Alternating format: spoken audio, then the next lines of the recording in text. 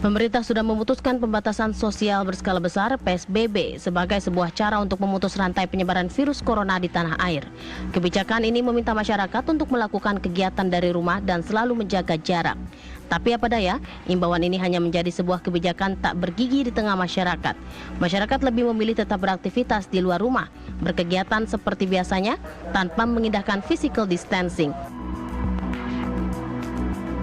Yang tampak dilakukan masyarakat saat ini hanyalah ajakan menggunakan masker selama di luar rumah.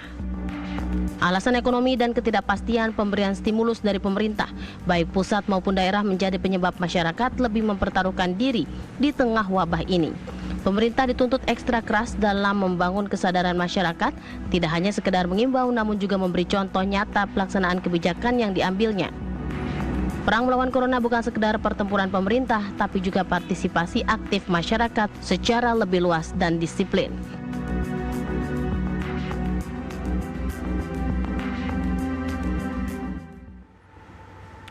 Itu tadi pesan yang harus berkali-kali disampaikan kepada publik. Bila kita abai, justru ancaman virus corona ini akan semakin panjang, semakin mengintai. Salah satu yang dilakukan ada pembatasan sosial berskala besar atau PSBB yang kita sudah kenal beberapa waktu terakhir di Jakarta dan juga beberapa wilayah di Jawa Barat. Nah, kita akan berbincang mengenai hal ini dengan narasumber, ada Mas Wawan Purwanto, Deputi 7 Bidang Informasi dan Komunikasi BIN ya. Ya. Pagi Mas Wawan, apa kabar? Pagi Mas, alhamdulillah sehat, baik. Baik, sehat. Ya. Mas, kita mengacu terlebih dahulu soal modeling yang dibuat oleh BIN. Ya, dari pemberitaan kan ada 106.000 nih prediksinya bulan Juli yang positif corona. Nah, dari modeling ini sebenarnya menggambarkan apa? Kemudian tupoksinya BIN ini di mana soal COVID-19 ini jadinya? Ya, di BIN kan ada ya, di tim khusus ya, gugus tugas di situ yang juga menangani masalah COVID ini, dan kita juga melakukan upaya-upaya penelitian dan juga literasi publik supaya publik itu awareness-nya tinggi, karena ini kan tidak bisa sendirian, jadi semua elemen masuk. Nah, BIN bergerak di semua lini, termasuk juga bekerja sama dengan berbagai kementerian lembaga, kemudian dengan laboratorium, kemudian rumah sakit dan university. BIN juga bekerja sama untuk melakukan riset bersama para pakar virologi di Indonesia untuk menciptakan serum-serum, bagaimana bisa menemukan obat-obat yang bisa untuk mempercepat proses penyembuhan.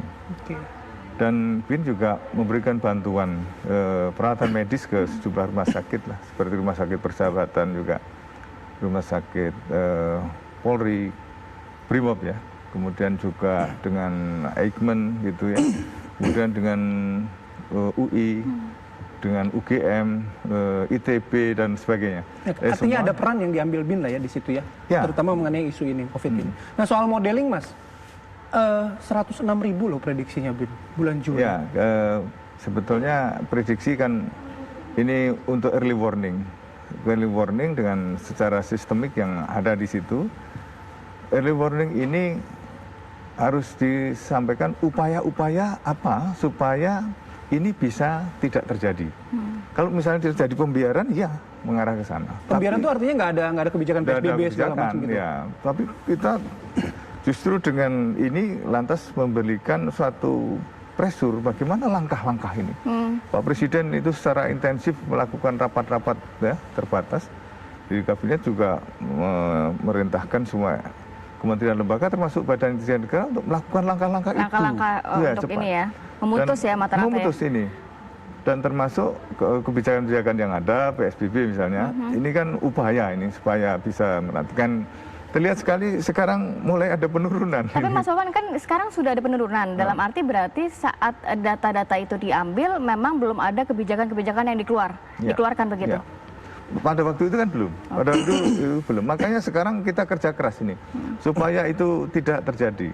Karena Badan Intelijen Negara punya lini-lini di wilayah, di binda-binda di seluruh Indonesia itu punya, sehingga angka-angka selalu bisa masuk ya, tidak terlalu sulit bagi Jadi kita untuk saat ini trennya merencanakan. gimana Mas? Kalau dibaca Sekarang dari mulai menurun ini, Turun yang mulai apanya nih, Mas? menurun. Bagaimana? Turun apanya?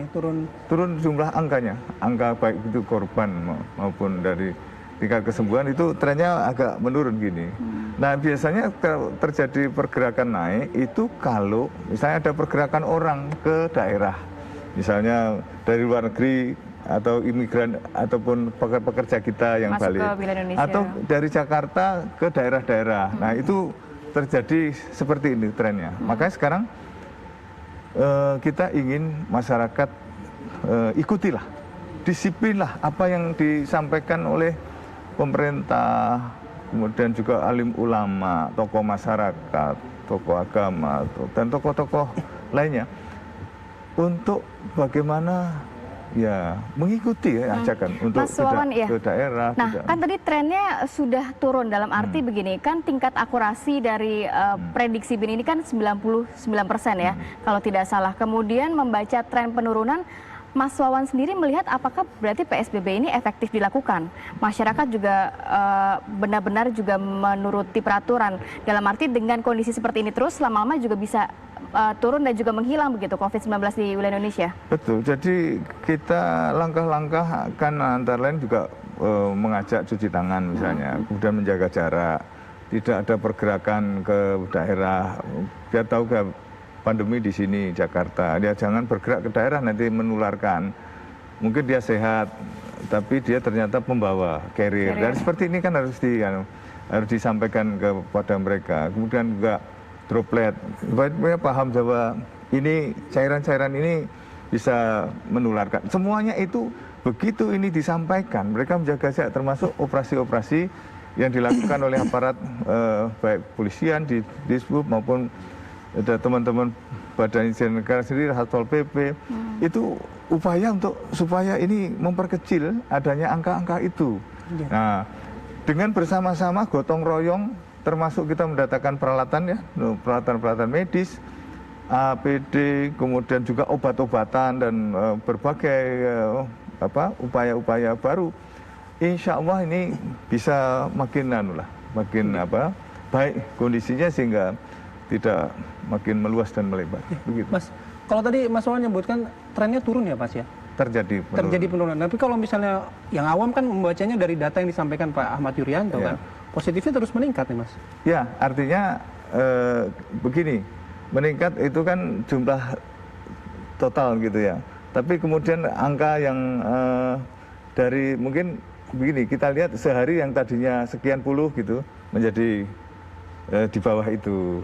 Nanti ada meningkat lagi sedikit, nanti menjadi di bawah itu. Nah ini kan ada satu karena upaya tadi bisa menurun. Maka andai kata ini semuanya berdisiplin, ya insya Allah itu bisa akan menurunkan angka ini. Maka sekarang memang kita tidak bisa sendiri, harus bersama-sama. Tapi kalau dari prediksi BIN sendiri, puncaknya kapan sih Mas? Ya sebetulnya kan seperti yang sudah beredar gitu kan, sekitar Juli tadi. Iya kan angka di Juli kan sampai dengan 106 ribu begitu. Tapi kan sekarang sudah trennya waktu itu sempat landai gini, sempat landai. Kemudian ada pergerakan pulang kampung. Kan ada daerah yang naik 100% gitu kan. Setelah terjadi pergeseran itu. Nah, terus di sana dilakukan isolasi yang datang kemudian oleh Pemda setempat diisolasi, ada yang di sekolahan, di gedung SD dan begitu. Nah itu adalah upaya supaya ini tidak menyebarkan. Kemudian saudara-saudara kita yang sudah tahu dia PDP tapi masih berkeliaran. Nah itu seperti itulah yang kita edukasi. So, untuk menekan, mudah-mudahan ini dengan bersama lah insya Allah. Oke, baik. Kita lanjut lagi ya Mas Wawan ya. Saya harus jeda terlebih dahulu. Kami akan kembali sesaat lagi.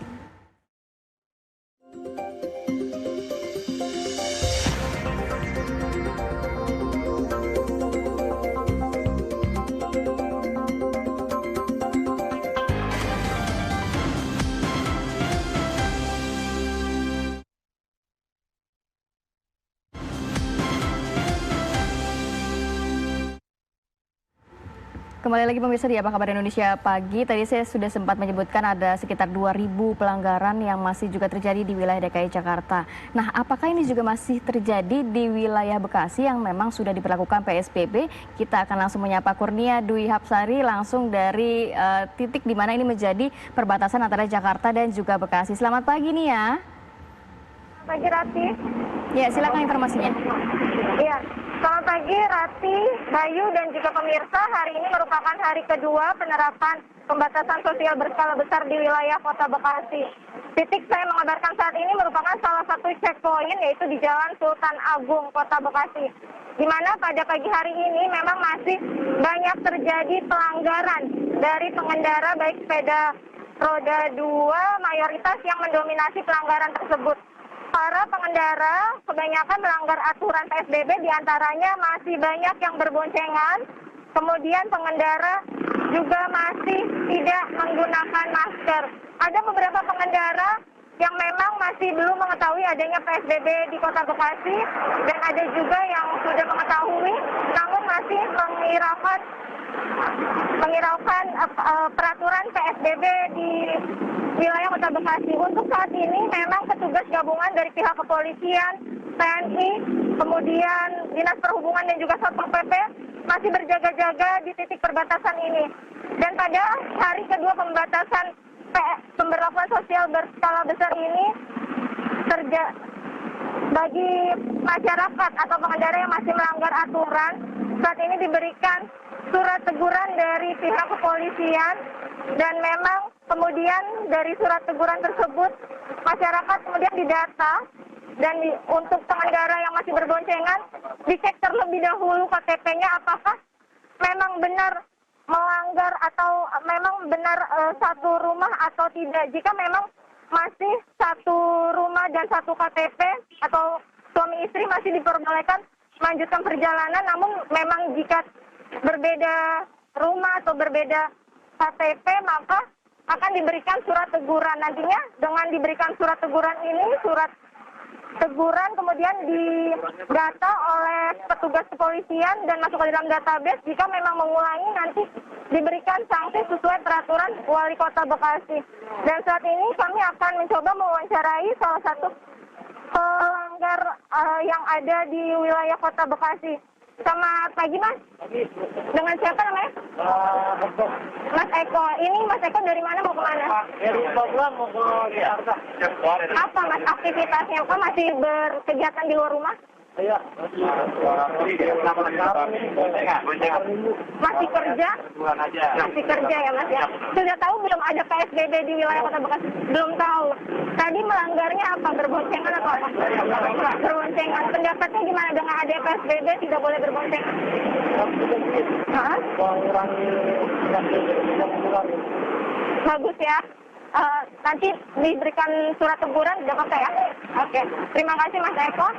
Ya, ini salah satu pengendara yang memang masih belum mengetahui bahwa di wilayah Kota Bekasi ada tindakan atau ada pemberlakuan PSBB. Namun memang sejumlah masyarakat yang tadi kami tanyakan mengaku setuju dengan adanya pemberlakuan PSBB ini. Namun memang banyak juga masyarakat, terutama pengendara yang biasa menggunakan kendaraan umum seperti ojek online, meminta agar masih dapat diterapkan karena memang tidak semua pengendara, tidak semua masyarakat dapat mengendarai kendaraan roda 2 Rati. Baik, terima kasih Kurnia Dwi Hapsari melaporkan langsung dari Bekasi. Dan selamat bertugas kembali, tetap jaga kesehatan Nia ya. Kita langsung ke Pak Wawan lagi deh. Pak, ternyata masih banyak tuh Pak yang abai begini. Kalau kemarin kita juga sempat berbincang dengan pengamat kebijakan publik mengatakan sebenarnya ini tidak akan efektif kalau kebijakannya ataupun sanksinya tidak tegas. Kita tahu sejauh ini sanksi hanya berupa teguran begitu. Bahkan di Jakarta sendiri masih ada sekitar 200 perusahaan pun masih aktif mempekerjakan karyawannya. Nah, kalau dari Pak Wawan melihat kondisi kayak gini, apakah nantinya mungkin bisa menekan dari angka COVID-19? Kita tetap berupaya untuk mengevaluasi yang ada. Pelanggaran demi pelanggaran memang tetap kita lakukan upaya-upaya bagaimana supaya itu tidak terulang. Karena memang ini kan tidak bisa lantas semuanya bisa serentak disiplin memang seperti itu. Kemudian kita juga dorong untuk Pemda maupun aparat terkait juga melakukan langkah-langkah baik itu teguran, andai kata terjadi perlawanan dari mereka mesti juga ada sanksi ya. Meskipun sanksinya ini relatif lebih kepada mendidik mereka. Nah, kalau misalnya nanti toh ada angka-angka yang masih terus itu terjadi ya, angka-angka naik, pasti akan ada evaluasi lanjutan untuk berikutnya seperti apa kebijakan, pasti akan ada yang diambil untuk bagaimana supaya ini bisa diperbaiki kan gitu. Baik. Mas Wan, tahan dulu. Kita juga sudah terhubung dengan Dr. Brian Sri Prahastuti, tenaga ahli utama KSP yang sudah bergabung bersama kami melalui sambungan telepon. Selamat pagi, Assalamualaikum Dr. Brian. Waalaikumsalam warahmatullahi wabarakatuh. Apa kabar dok? Sehat? Kabar baik, alhamdulillah. Lama ya kita nggak ketemu ya. Lama, karena ada physical distancing juga ini semakin lama kita nggak ketemu. Dok, mau ngobrol nih dok pagi ini dok soal PSBB nih dok. Nah, faktanya di lapangan masih pertama pertemuannya adalah mereka yang abai, artinya tahu ada PSBB tapi mereka tetap tidak mengindahkan, tidak menggunakan masker, tidak menjaga physical distancing. Yang kedua, ada juga orang yang tidak tahu PSBB. Kemudian juga masih ada beberapa nih perusahaan yang membuka usahanya di luar 8 bidang usaha yang dikecualikan ini dok. Ya. Ini gimana dok? Iya, ini sebetulnya ironis ya kalau kita berbicara banyak orang yang tidak tahu tentang PSBB.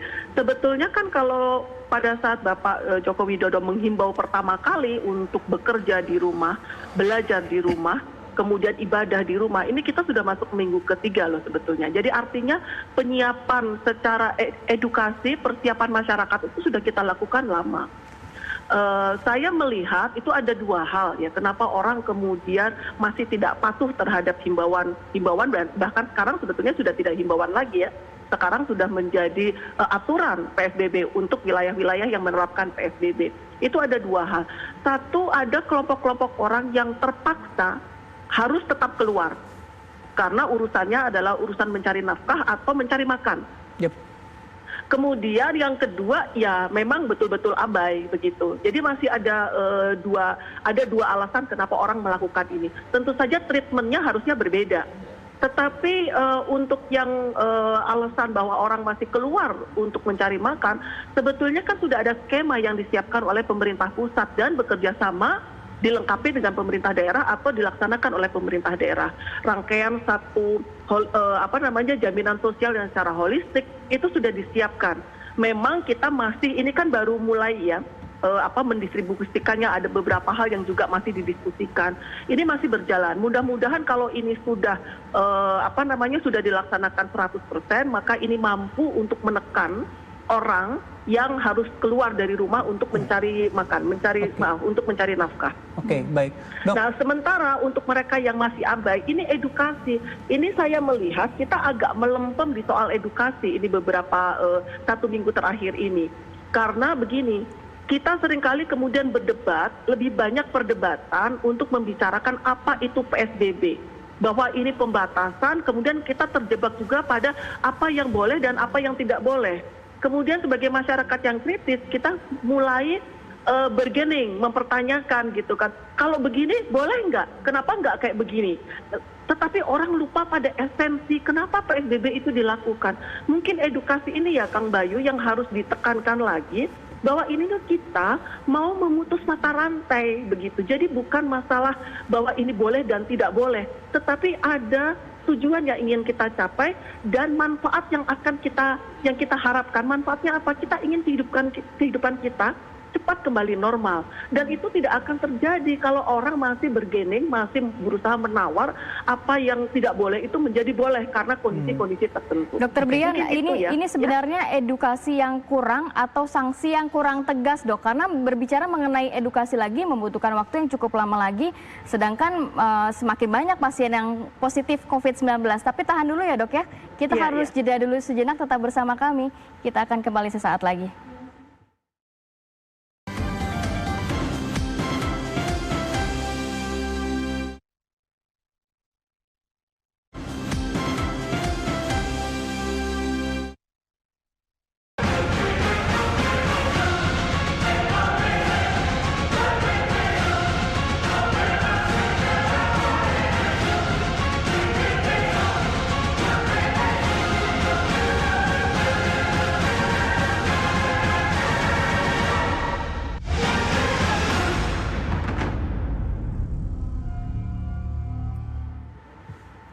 Baik, kembali lagi pemirsa di Apa Kabar Indonesia Pagi. Langsung sebelum ke Mas Wawan, saya mau ke Dokter Brian. Dokter Brian masih bersama kami ya, Dok ya? Ya, silakan. Nah, mungkin begini ya, kalau berbicara mengenai sanksi saat ini, kalau masyarakat melihatnya sanksinya belum cukup tegas, masih banyak masyarakat juga yang abai keluar rumah, tidak menaati dari PSBB. Lantas apa yang bisa dilakukan, Dok? Evaluasi apa yang mungkin dapat juga dilakukan selama ini melihat PSBB sudah diberlakukan? Ya, kalau menurut saya dua-duanya memang harus dilakukan bersamaan ya. Ini harus saling melengkapi. Jadi saya sebagai seorang profesional promosi kesehatan gitu merasa edukasi kepada masyarakat itu tetap harus dikedepankan, karena semangat dari PSBB kan kita melihat masyarakat melihat individu itu sebagai subjek bukan sebagai objek ya. Nah, tetapi juga kita lihat juga bahwa pada saat Bapak Presiden sudah menyatakan diberlakukan PSBB, artinya Undang-Undang Kekarantinaan Kesehatan Masyarakat itu berlaku, dan undang-undang itu artinya ranah hukumnya itu kan kuat ya. Ini bisa menjadi payung sebetulnya untuk dilakukan penegakan penegakan hukum apabila terjadi pelanggaran. Tetapi sekali lagi bahwa edukasi ke masyarakat itu harus lebih dikedepankan. Kenapa? Karena negara kita ini kan bukan negara yang otoriter. Negara ini, kepemimpinan negara kita ini kan kepemimpinan sipil ya. Jadi kita harus tetap menempatkan masyarakat itu sebagai subjek. Menurut saya ini menjadi penting sekali. Kenapa? Karena jika penegakan hukum dilakukan terlalu tegas, sementara masyarakat tidak tahu esensinya, yang ada ini idealisme kita, cita-cita kita untuk memutus mata rantai penularan juga tetap tidak terjadi. Orang protes, kemudian terjadi kerumunan, tetap terjadi penularan di situ kan. Jadi memang harus seiring, Mbak. Dua-duanya ini harus dijalankan. Buat kita bukan sebuah pilihan. Apakah kita akan lebih untuk penguatan social enforcement atau law enforcement? Dua-duanya harus berjalan bersamaan. Jadi edukasi yang terus-menerus ini tidak bisa di-stop. Harus terus dilanjutkan dan konsisten. Baik. Terima kasih Dr. Brian Sri Prahastuti sudah bergabung bersama kami. Selamat pagi. Assalamualaikum warahmatullahi wabarakatuh. Waalaikumsalam warahmatullahi wabarakatuh. Oke, Mas Wawan. Ya. Oh, kita juga sudah terhubung dengan Dr. Budiman Bella. Selamat pagi, Dok. Selamat pagi, Dr. Budiman. Selamat pagi. Apa kabar, Dok? Baik-baik, terima kasih. Baik. Dok, tadi juga kita sudah berbincang dengan Mas Wawan. Kemudian ini Dr. Budiman kan pakar virus nih. Sudah ada pemodelan dari BIN bulan Juli sekitar 106.000. Kemudian sekarang kebijakan yang diambil adalah PSBB. Nah, dengan dua fakta yang ada ini, apakah angka 106.000 ini akan bisa diturunkan sedemikian drastis dengan kebijakan PSBB? Iya, kita berharap supaya penularan tidak terjadi cepat, dan PSBB ini salah satu cara untuk membuat penularan tidak berjalan cepat, karena fasilitas kesehatan kita kan juga ada batasnya begitu ya. Jangan sampai terjadi seperti di negara-negara lain di mana misalnya pasien sampai mesti dipilih-pilih untuk masuk ke rumah sakit. Baik, Dok. Kalau berbicara mengenai saat ini tidak sepenuhnya masyarakat patuh akan PSBB, nantinya prediksi dari sisi medisnya akan juga semakin banyak seperti prediksi yang dilakukan oleh BIN atau bagaimana?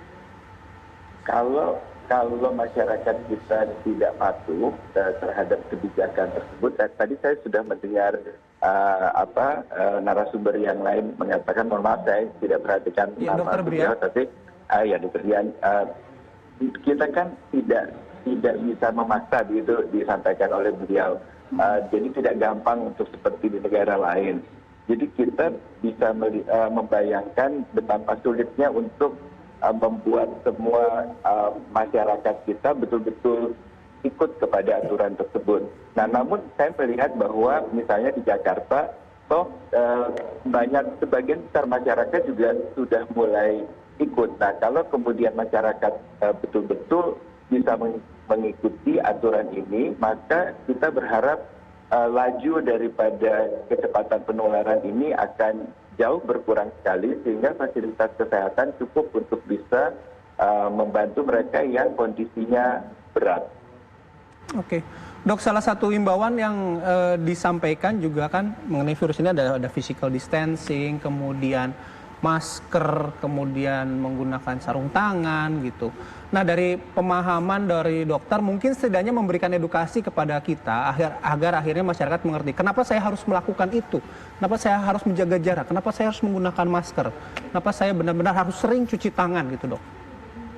Iya, saya rasa itu memang hal yang memang tidak ada putus-putusnya, kita harus memberikan pemahaman kepada masyarakat.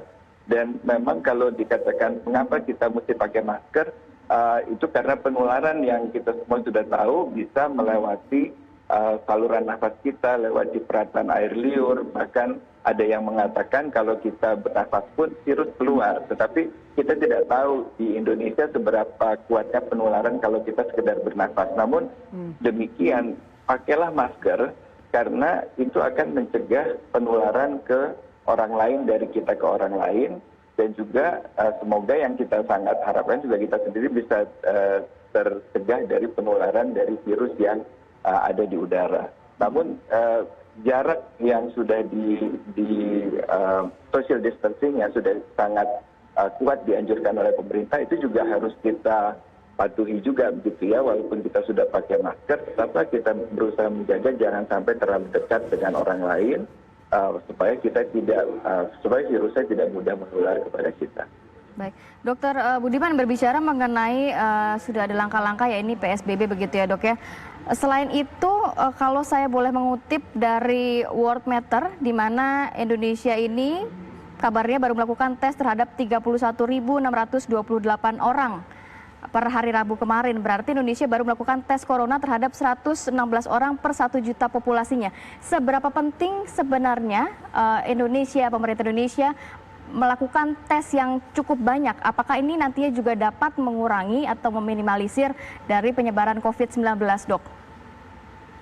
Iya, semakin kita mengetahui angka atau mengetahui orang yang tertular ya, atau saat ini mengandung virus, maka kita tentu bisa memberikan edukasi yang lebih kuat kepada mereka untuk benar-benar menjaga dirinya jangan sampai menularkan ke orang lain, khususnya populasi yang rentan, mereka yang berisiko tinggi seperti orang diabetes, orang tua dan sebagainya. Nah, jadi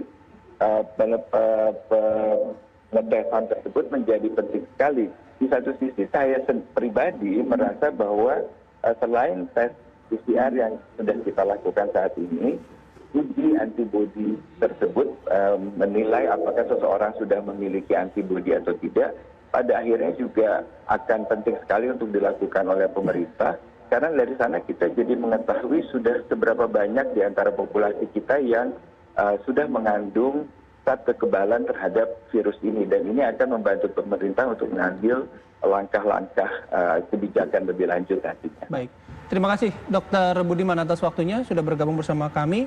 Saya terakhir ke Mas Wawan. Mas Wawan, sudah ada beberapa poin masyarakat abai, kemudian kerjasama stakeholder, dunia usaha masih ada yang buka, kemudian soal tes PCR dan lain sebagainya, pemodelan ada 106.000 ya tadi bila tidak ada intervensi. Nah, sarinya atau intinya apa dari beberapa fakta di lapangan ini? Kita tetap berupaya keras ya supaya kita menjamin keselamatan publik, karena kita ini wajib untuk melindungi segenap bangsa dan seluruh tumpah darah. Upaya maksimal dengan kerjasama berbagai elemen baik di dalam maupun luar negeri, insya Allah kita akan bisa menekan angka itu. Kita tidak ingin melihat ada satu pergerakan-pergerakan seperti yang di Italia misalnya. Mereka bergerak berduyun-duyun dari utara ke selatan, karena utara tadinya pandemi, geser ke selatan, akhirnya utara-selatan terjadi seperti itu. Tapi kita mencontoh negara-negara yang sukses. Seperti misalnya juga Taiwan, Hong Kong, Korsel, Singapura, mereka disiplin. Nah, inilah yang kita hendak juga terapkan dengan pola seperti ini, dengan literasi publik. Saya yakin masyarakat kita bisa kok diatur. Yang jelas ini perlu waktu dan perlu memang kita kerjasama yang baik dan kesabaran tentunya, karena ini sebuah proses. Tapi melihat dari contoh-contoh yang sudah ada dengan juga ketekunan kita menelisik sampai ke lini bawah dari hulu ke hilir, angka-angka ini diharapkan bisa kita tekan sedemikian rupa sehingga pada akhirnya kita bisa mencapai suatu kondisi di mana ada kelandaian tadi yang kita harapkan. Terima kasih Mas Wawan Purwanto atas waktunya sudah bergabung bersama kami. Selamat pagi Mas, semoga sehat selalu. Amin. Dan pemirsa, kita juga masih ada kabar-kabar pilihan lainnya. Tetap bersama kami. Usai jeda berikut kita akan segera kembali.